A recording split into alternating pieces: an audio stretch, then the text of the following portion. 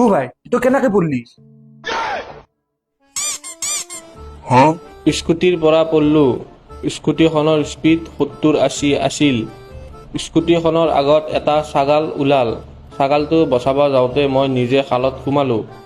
খালত সোমাই আকৌ ভৰি হাতত ছাল গেল। ইটো কথা চোন তই মুখেদি ক'ব পাৰা। रुको जरा सबर करो। দিনত 30-40টা মান মানুহ আহে। কথাখিনি কৈ কৈ হাত ভৰিতকে মুখখনি বেছি বিষ হৈছি। যদি কোনোবা পঢ়িব নোৱাৰা মানুহ আহে। স্কুটিৰ পৰা পড়লো। স্কুটিখনৰ স্পীড 70-80 আছিল। স্কুটিখনৰ আগত এটা ছাগাল ওলাল।